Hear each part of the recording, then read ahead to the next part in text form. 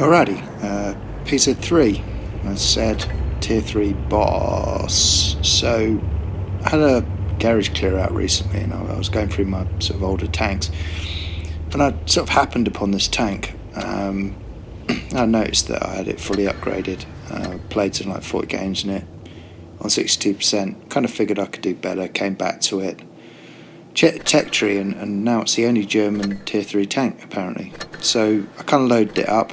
As you can see, that's my loadout. You'll find if you look at the second row, as I've just highlighted, if you do the engine boost, this thing really gets out there quickly, and that's a real advantage if you play a map like mine's. I did run it through Tank Compare as well, and it's actually a very quick tank.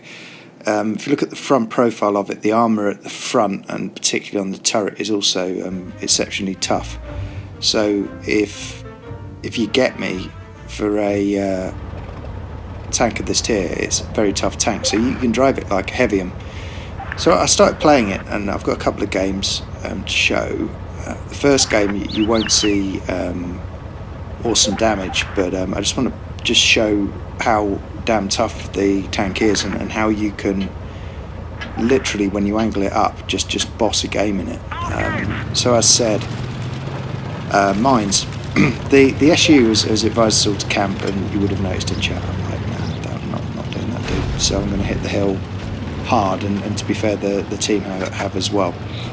So I'm going to crest the hill here, and I'm fully prepared to take some hits. And as you can see, interestingly, I've kind of got up here almost as quick as it looks. So we need to take the hill, so I'm going to do my best to get this guy off. And if you'll notice, I took some hits going up into the side. The armour on the side of the tank's obviously not very strong, but what do you want? But now I'm going to start angling up, because I'm exactly where I want to be. And once I've finished repairing everything inside, I'm just going to sit here and show them the toughest part of my armour profile. And you'll notice the bounces will now start coming in thick and fast. So what I'm going to do is hold up here and give the team shots, and you'll see at the end the amount of damage assistance I'm going to get just holding up here like a boss. You'll notice as well when I ran it through Tank Compare and played it, I think I played it 20 odd games. Gun depression's nothing special. In fact, it has the worst gun depression for a medium tank at its tier. You're working with 6 degrees, which isn't great, but it's enough to get the job done. You can see that I can get the gun just about down far enough to make these shots.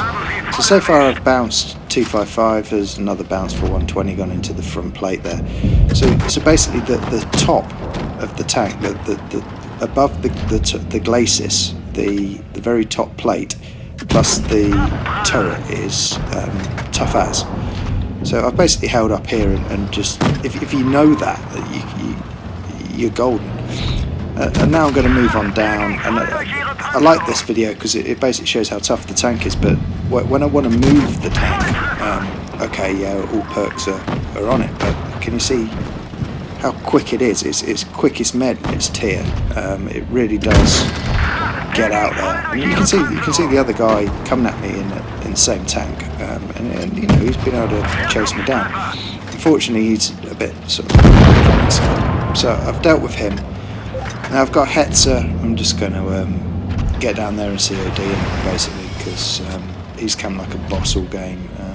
He appears to have found the forward button on it. So get around the back of him. A bit of ACP, PCR, his history. And there you go.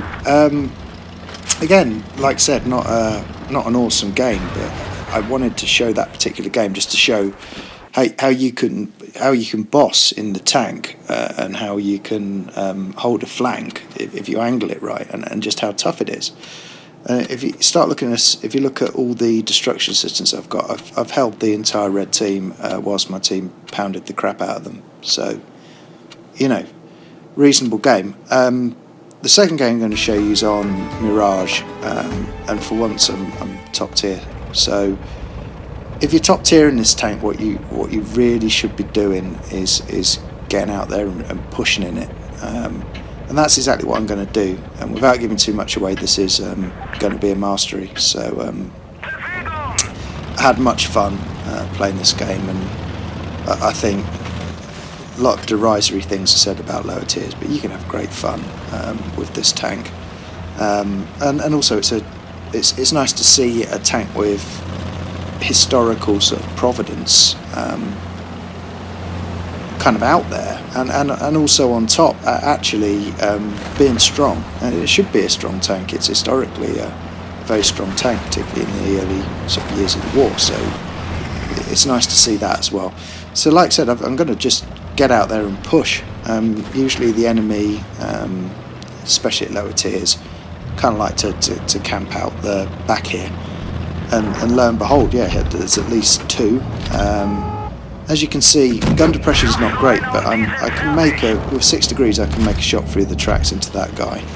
But I mean, if you look here, the radical's up in the air, so I'm going to have to relocate and work with the gun depression that I've got. So the PZ's out the game. I'm going to push the BT2, and I should be. If I show this BT2 the front of my armour profile, he's going to be lucky to go through. That shot's pretty good as well. And you can see that the gun, the dispersion on the gun, is actually best in class as well, especially if you're running a V-stab on it. So you can really make some shots. And I'm going to ram this guy. The other thing to note about a tank is it's very heavy. So he came for me, I came for him, but there's only one winner in that context.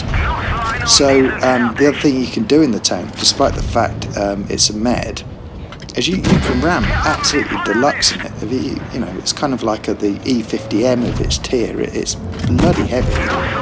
So yeah, I can't remember. I think I'm just going to drive past this guy and cap him in the arse. There's no problem with the pen, particularly with lower tier tanks. And you know, my tail's up. I'm not feeling good about life, so I'm just going to go and bully what remains of the red team. I kind of sit back and farm some damage here, but I'm just kind of not in that mood. So there goes the AMX. I'm slightly worried about T82. If he splashes me with heat, he might do some damage, so I'm going to choose him next. There you go, ramming for about 119 in the butt. I'm going to use him basically to put him between me and the other PZ, and you know, basically do some dueling with him. He's gone.